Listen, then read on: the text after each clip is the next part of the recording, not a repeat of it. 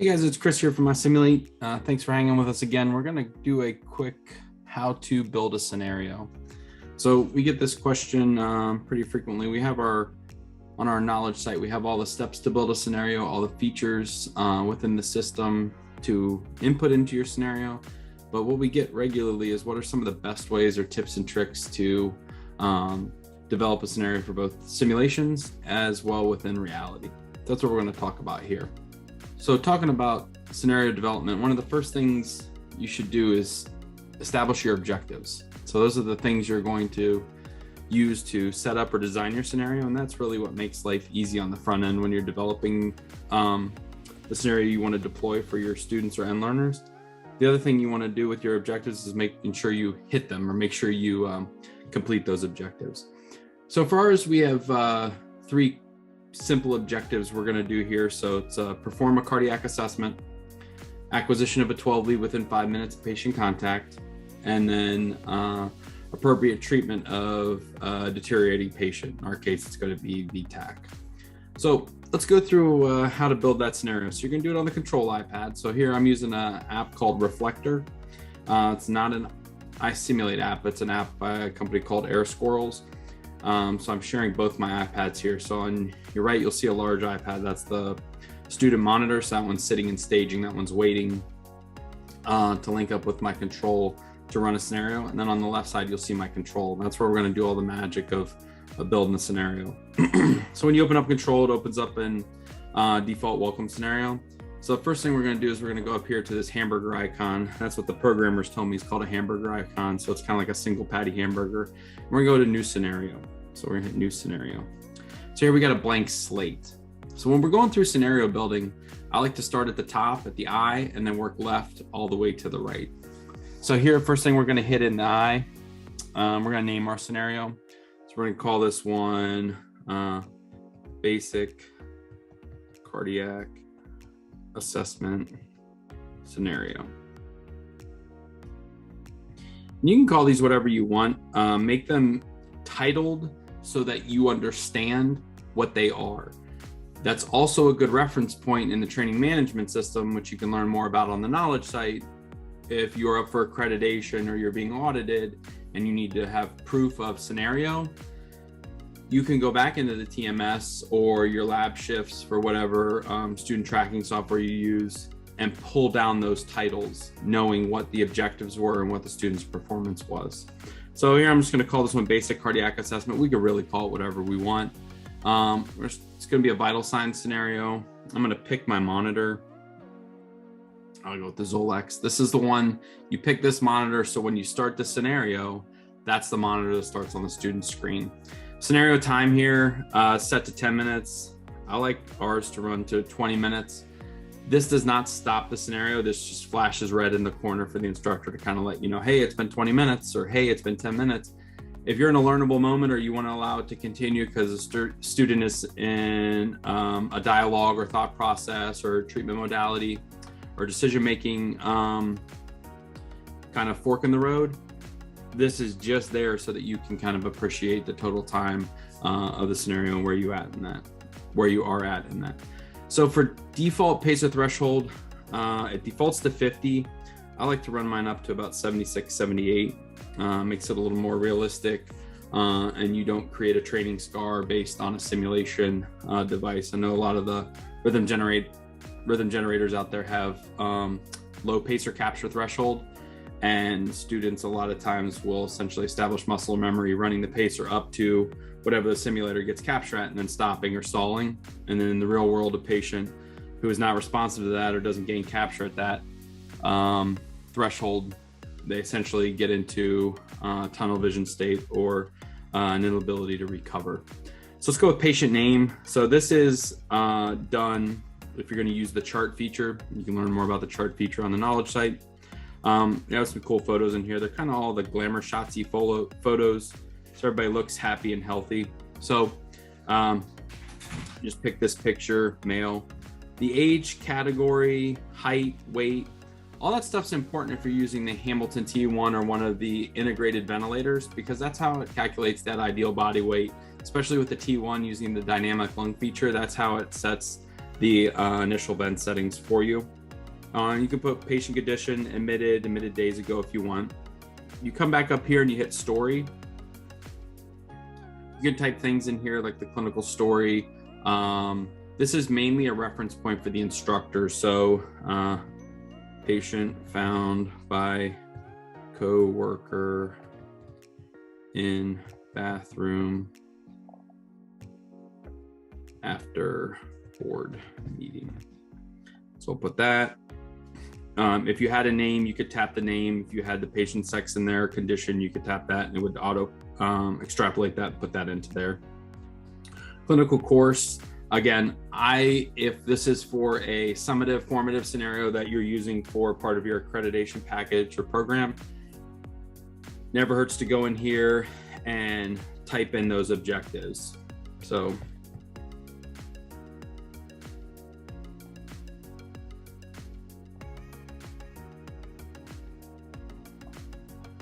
I'm just gonna type in 2 in here.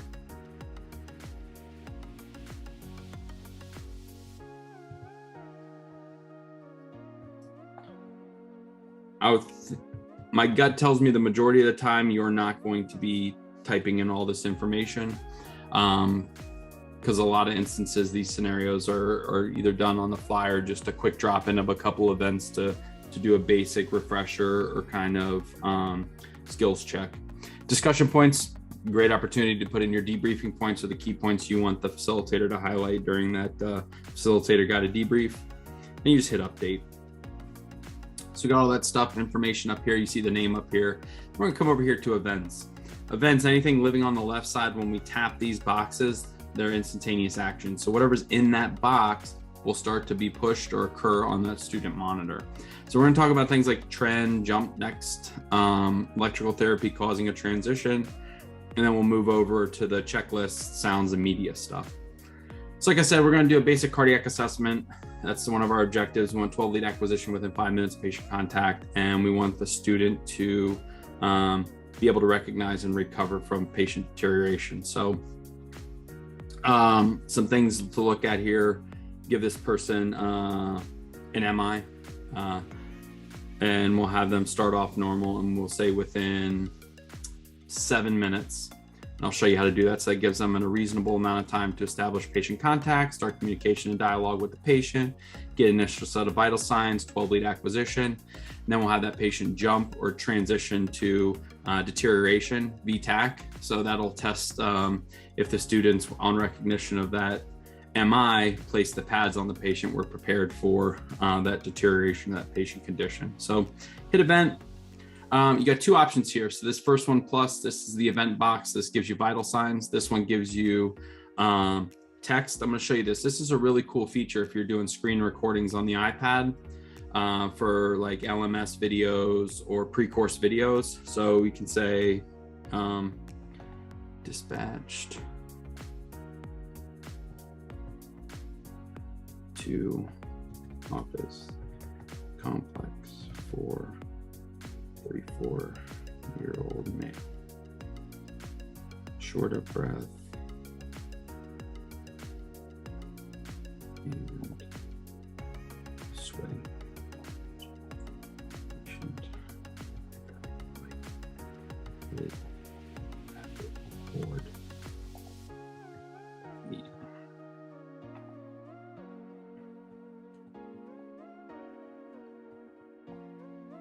All right. So that text box will pop up and I'll show you that here in a second, but yes, we'll say display on monitor. Otherwise, you can just use these text boxes as kind of information cues for the instructor, but this says, yeah, it's going to pop over to the student monitor during the scenario.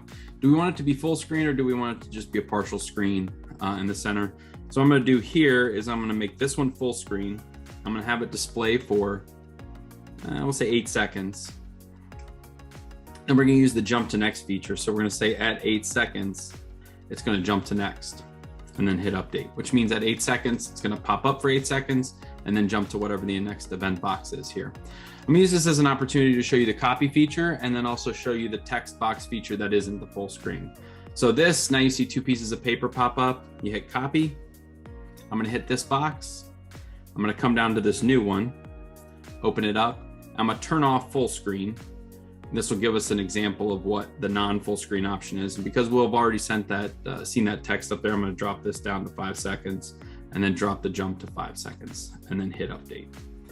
So these will be the text features that you can embed in a scenario. Like I said, great for doing video recordings on the iPad for pre-coursework, LMS stuff, great for discussion boards.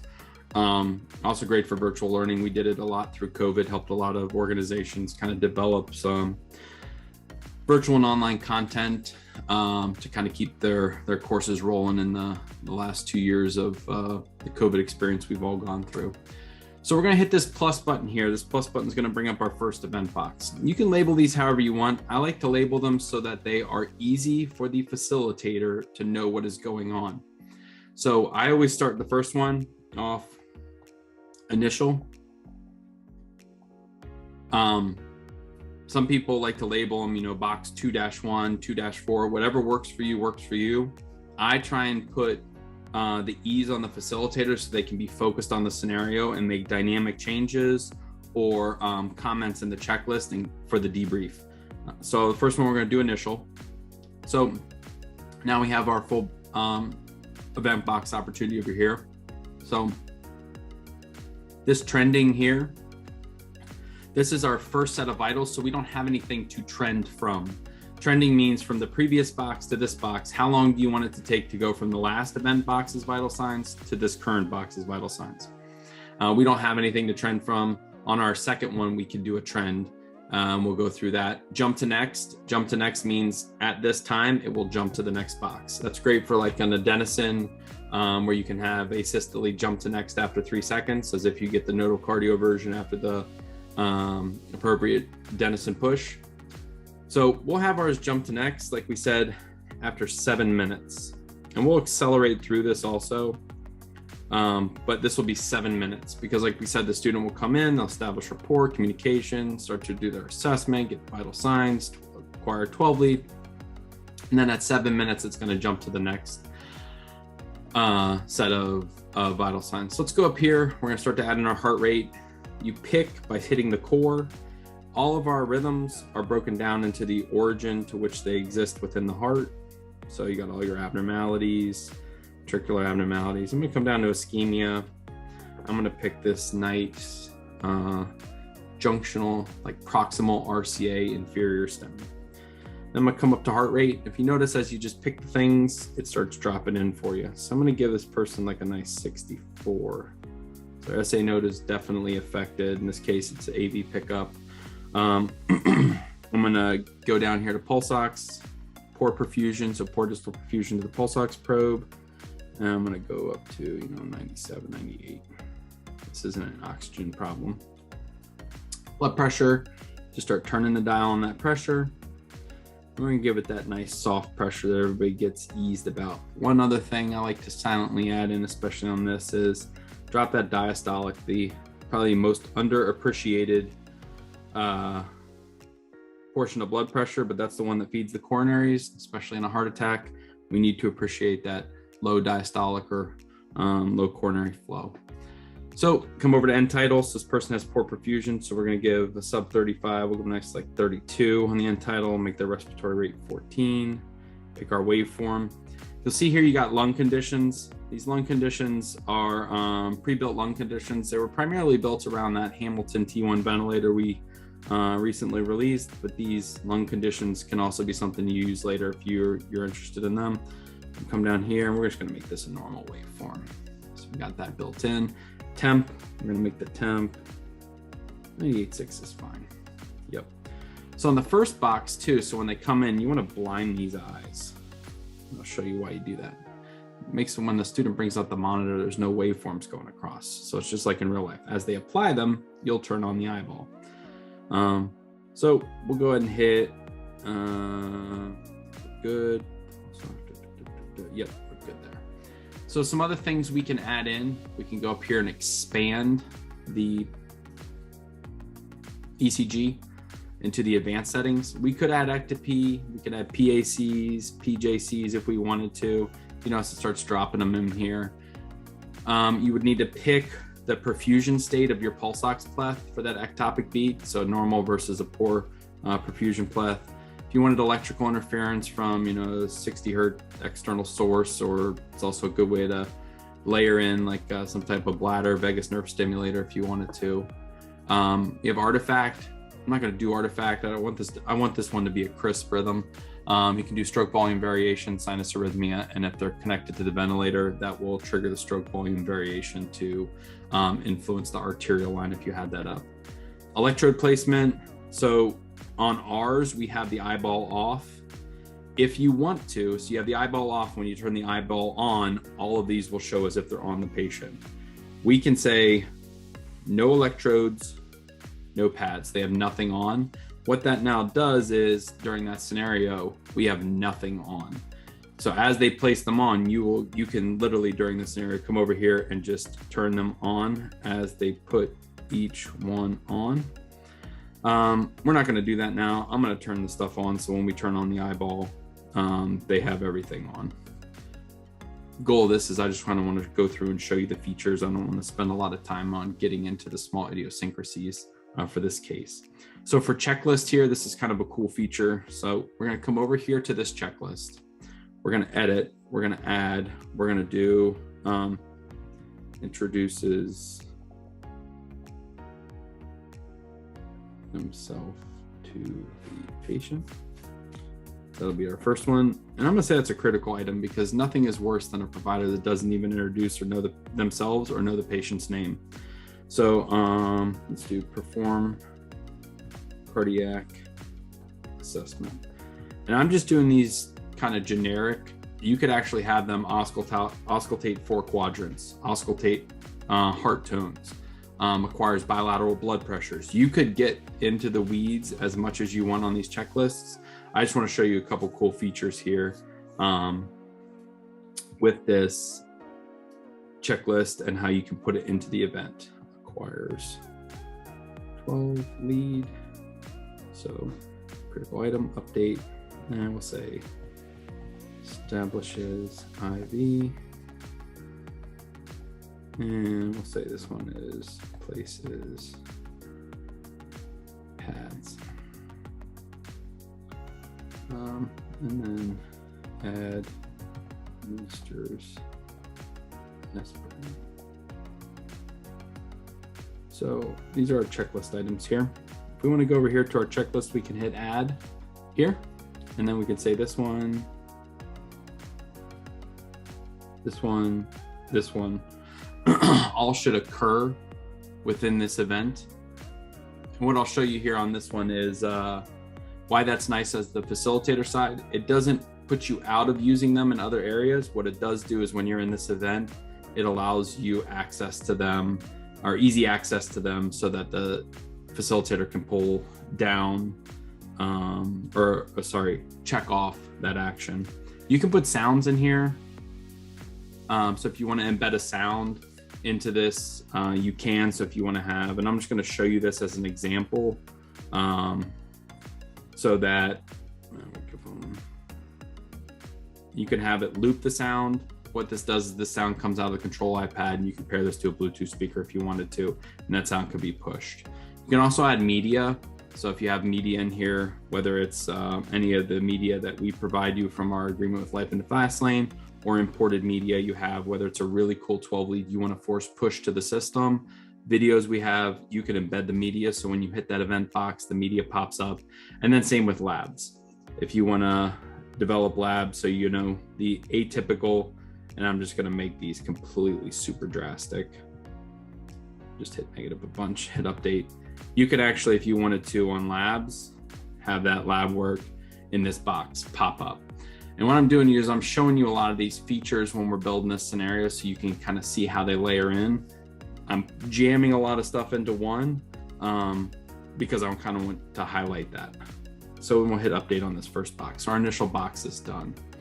Now the next option I have, so the next box we're going to build is that deterioration. So the acquisition of the 12 leads should happen while they're in this box. The assessment should happen in this box. We want that person then going to VTAC. Remember, we pick 7 minutes jump to. So we have two options. We can either hit copy or we can hit plus. If you opt to hit copy and you pick this box again, and this is your first box, when you go in, there's two things you need to do. you need to rename it. So, and then the next thing you need to do is delete the eyeballs. Otherwise, the system is going to think when you're in this box, no matter what eyeballs you've turned on, it's thinking turn them back off. So I'm going to go through, delete all this, and then we're going to go in and make this one. So I'm going to change my jump to next, so that's not the case. And I'm going to just show you this feature. So trending time. So as after the other one jumps to this one, that trending time, we're going to say over 30 seconds. And we'll make it 20 seconds. I'm going to come over here. I'm going to go to ventricular abnormalities. I'm going to go down and hit VTAC. I'm going to tank the end title. And I'll leave the rest of the stuff the way it is. Now I want shock. So I want, in this case, the person will be unstable with a pulse. I want the learning point to be preparation for electrical cardioversion. So when they cardiovert now, it's going to, that electrical, the time they push that shock button, it's going to trigger the jump to the next event box. So we'll hit update.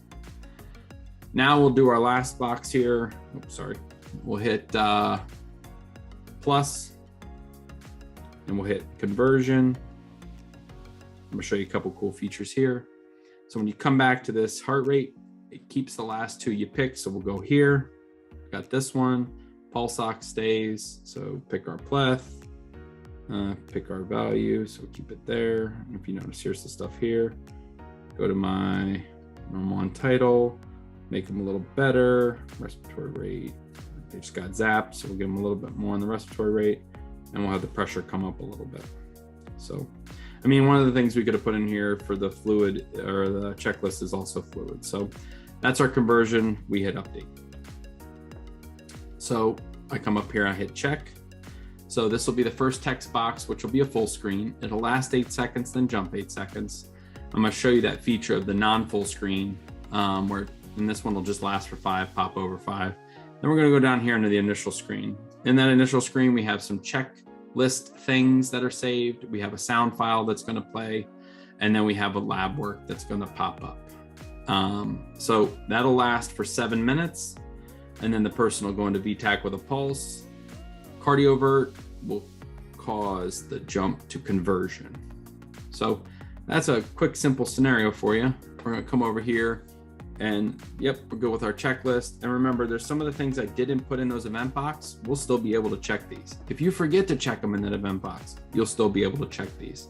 If you want another sound on the fly, you'll still be able to hit the sound on the fly. Same with media, same with labs, same with anything here in the core. Just as a reminder, anything you change here in the center, you have to hit the send button. That send button will pop up once we link up. So the last important thing to do here is to come up to this hamburger icon, single patty again, and hit save scenario. It's going to ask you, hey, what folder do you want? So then I'm just going to hit my home folder. So I hit save and I got it. So now we need to link up. So go hit tap to connect. There's my CK12.9, CK12.9, hit connect. If I was using the remote feature, the remote would have had that 4-digit code here, and I would have tapped enter code and entered it. That's if you've purchased the remote module and you're using the internet to connect you, not one of our local networks we provide or local routers we provide. So you got it, come down here, basic cardiac assessment. As a quick reminder when we're in this screen, if you were to pick one of these monitors over here, and this happens very commonly, get excited, you see the monitor you know you're used to, the one you purchased, and you click it, it's going to start you in a quick scenario. So it gives you two options, either start with a scenario or start with a monitor. If you pick start with the monitor, it's going to start you in a quick scenario. You pick start with scenario, it's going to give you the one you built. So let's go ahead and hit basic cardiac assessment scenario. And here we are. There's the Zoll we picked, and I got my flashing start button. So we're going to run through this. I'm going to turn down the sound. So sound is over here. I don't turn down the QRS sound, and I don't turn down the alarm sound. I'm sorry, turn them off. I turn them down. We have a bad habit in our business of turning off a lot of the things we're taught to alarm. We don't want pilots in the front of airplanes turning off the alarms that say, hey, the gear is not down, or the flaps aren't down, or we have an engine problem.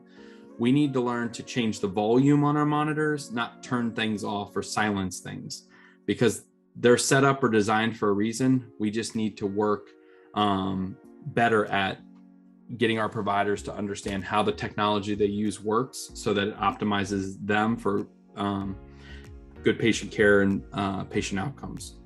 So I'm gonna hit start. I hit start, the student comes in, they turn on their monitor.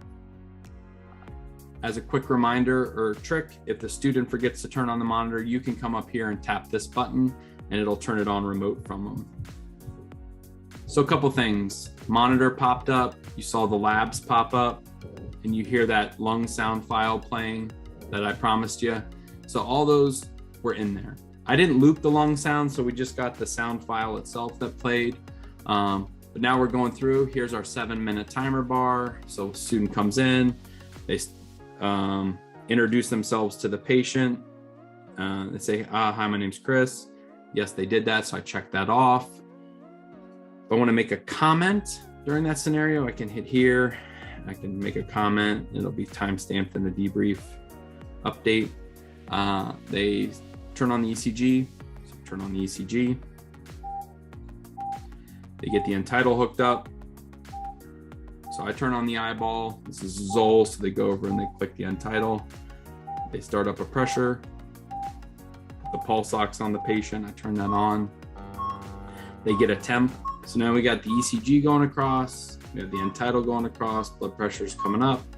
Pulse ox is coming. They have their temp. Talking to the patient. So come back over here. Performing their cardiac assessment. They place the leads on. Again, this is where you could come in and say they don't have the pads on. They do have the pads on. They come over. They acquire that 12 lead. They start the 12 lead. Provider says, okay, let's go ahead and start an IB access right after this 12 lead's done. Let's get pads on the patient. It looks like we have inferior STEMI. 3 is bigger than 2, so we're going to get a V4R. We get a posterior. This person's probably proximal RCA right dominant. They're in a junctional rhythm, so we need to be concerned about that rate and what's controlling it. If you want, they can zoom in, zoom out. As an aside, you as the instructor can come up here and save this image and do markup on it as a function in the iPad. You can find that on the other online content ideas video we put on our education YouTube channel. So they come in, they have the pads on the patient, they establish an IV. So I go through and I check that. They place the pads, I check that. I ensure on my end the pads are on. What I'm gonna do here is this will go. I don't wanna take up too much of your time. So another thing you can do is if you're like, okay, this crew's got it, they're on point, I can just tap this next one and it would have done the same thing at 7 minutes. And if you notice, here's that trend time. So we said over 20 seconds. So here's that trend time. Now they're in VTAC. Pulse ox pleth matches, so they have a pulse. They're checking a pulse, Entitle's low, this isn't good. So they go and hit sync. They go and hit energy select. And what I want you to watch is when you hit shock, it's gonna jump to the next one down here. They hit shock, it jumped. You go, okay. And we got it. So because we didn't set a heart rate in that last box, it carries over the last heart rate. That's something I missed on my end. I needed to have set a heart rate, which is something I silently did on purpose to show you every box that you jump from. If you don't put a value, these carryover arrows mean it's going to bring over the last value. I can quickly fix that on my end by turning the dial and hitting send. And that's a sneaky way for me to engineer in how to do dynamic changes. So as a quick reminder while we're here, any dial change, any rhythm change you make on the fly, you just need to pick if you want it to happen now or over a time interval and then hit send. And that action will happen, this is your time bar here, over here to that rhythm setup itself. Let's say the student lost track of what was going on and they want those labs again. You can come to your lab tab and hit that little paper airplane and it'll pop up for them.